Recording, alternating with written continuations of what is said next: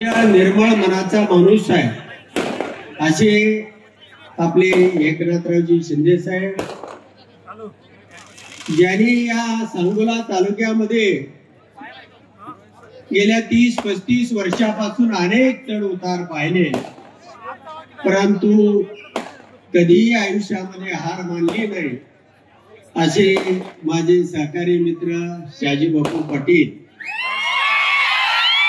आणि आदरणीय सर्व मंचावरील सन्माननीय सदस्य आणि समोर बसलेल्या सांगोला नगरीचे बहादर माझे तरुण मित्र, वयोवृद्ध सर्व वडीलधारी माझ्या भगिनी आणि मित्रांनो, मी गेल्या वेळेला या ठिकाणी प्रचाराला आलो होतो, पण तो डॉक्टर बाबासाहेब देशमुखांच्या प्रचाराला आलो होतो.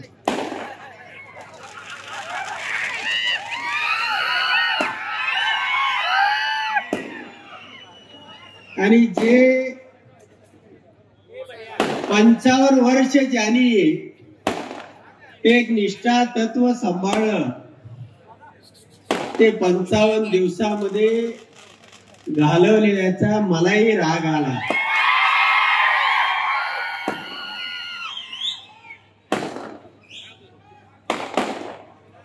बापू, तुम्ही सांगितलं म्हणून 2019 ला रणजितसिंह निंबाळकरांचा प्रचार मी केला आणि माळशिरस तालुक्यातून 1 लाख मताचं मताधिक्य दिलं. त्याही माझी फसवणूक करण्यात आली. बापू, जयाभाऊ पालकमंत्री झाल्यानंतर तुमच्या एवढा आनंद कुणालाच नव्हता.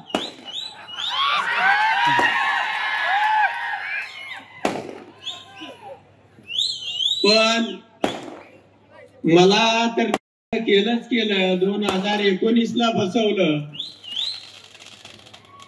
गेल्या निवडणुकीमध्ये मी विमानातनं कशी तरी उडी टाकली आणि म्हणून मी वाचलो. बापू, तुम्ही विमानात गेला आणि तुमचा करेक्ट कार्यक्रम त्यांनी केला. तर अशा पद्धतीनं ज्यांनी यांना मदत केलेली आहे, हे सगळे पहिल्यांदा मला केलं, पुन्हा बापूला केलं, आता बाबासाहेबाला केलं.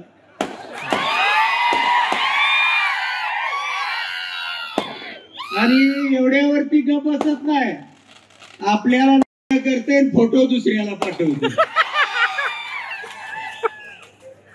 म्हणून या तालुक्यातल्या सर्व सुज्ञ मतदारांना मला सांगायचं आहे की आनंदराव माने माझा पाहुणा आहे म्हणून मी या ठिकाणी आलेलो नाही.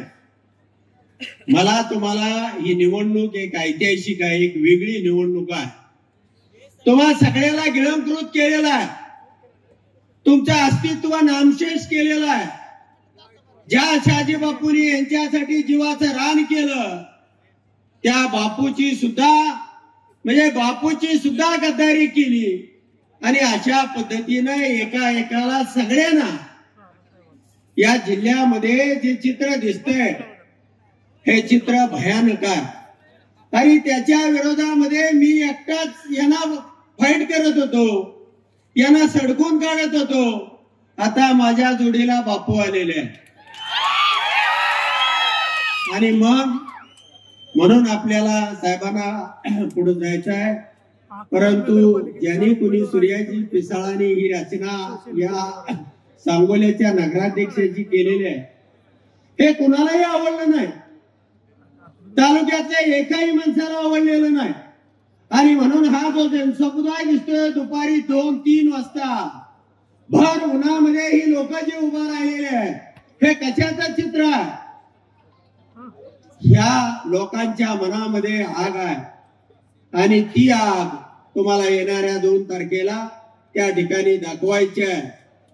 बापू आणि मी गेली 35 वर्ष जीवाभावाचा मित्र होतो, पण सत्तेच्या काळामध्ये किंवा आमच्या पक्षाचं धोरण म्हणून त्या ठिकाणी मी बाबासाहेबांच्या बाजूने उभं राहिलो पण या पुढच्या काळामध्ये बापू बरोबर मी प्राणपणाने हे सांगण्यासाठी मी या ठिकाणी आलेलो आहे. धन्यवाद.